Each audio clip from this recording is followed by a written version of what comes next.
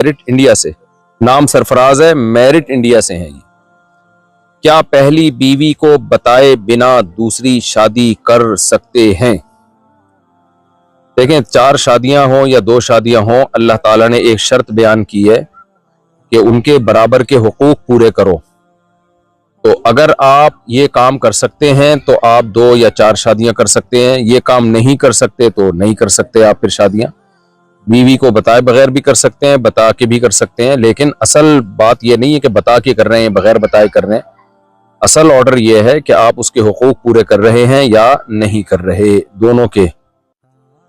क्या जिस लड़की से जिना किया जाए इससे निकाह करना जरूरी है? अगर लड़का शादी ना करे, सिर्फ तौबा कर ले, ये इसके लिए सही है? बहुत बड़ा जुर्म है जिना करना। इसको लोगों ने बहुत लाइट ले लिया है, बहुत हल्का ले लिया है। अगर जिना हल्का जुर्म होता अल्लाह की नज़र में, तो कुरान ये ना कहता कि जिना करने वाले मर्द और औरत को चौक पे खड़ा करके 100 कोड़े मारो पब्लिक के सामने। ये हुकूमत को हुक्म है, आप खुद ना कर दें। और अगर मैरिड यानी शादीशुदा जिना करे तो उसको संसार करने का, पत्थरों से मार के हलाक करने का हुक्म है। इतनी बड़ी सजा है, ये बहुत बड़ा जुर्म है।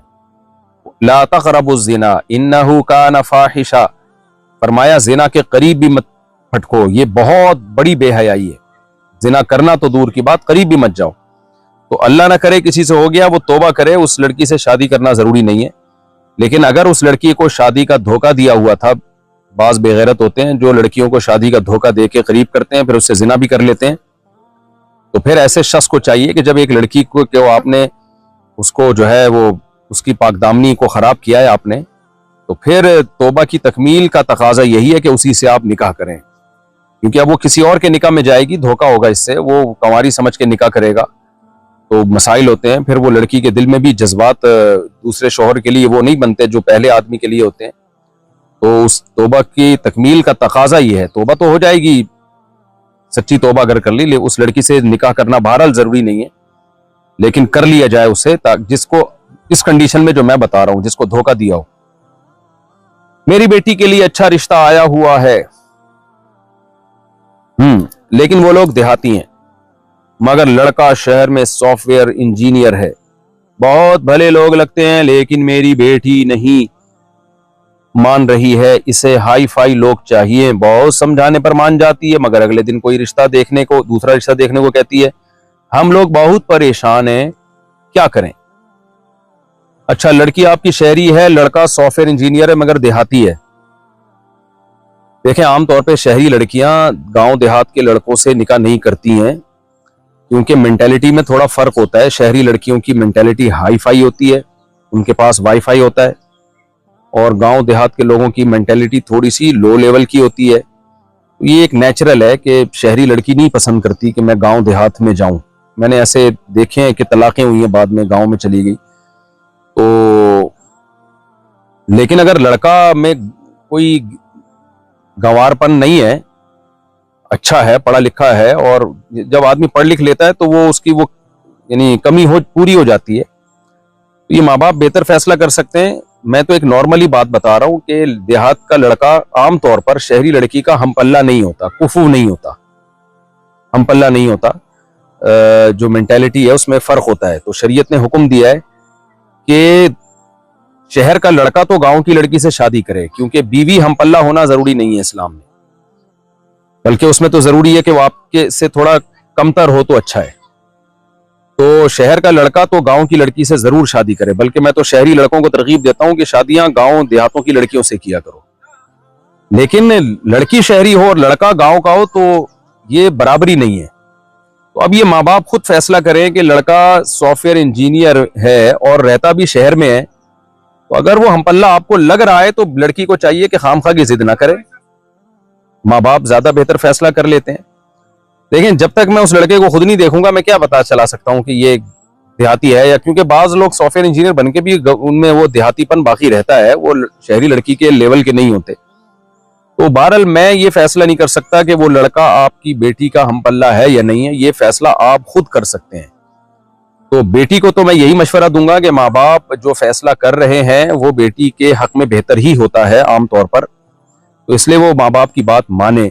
और माँ बाप को मैं ये मशवरा दूंगा कि वो अच्छी तरह से देख लें परख लें उस लड़के को कि उसमें शहरियों की आदत हैं या नहीं है, तहजीब याफ्ता है या नहीं है, और अखलाक व आदात में कैसा है। अगर वो बिल्कुल शहरियों जैसा लग रहा है तो सुभान अल्लाह।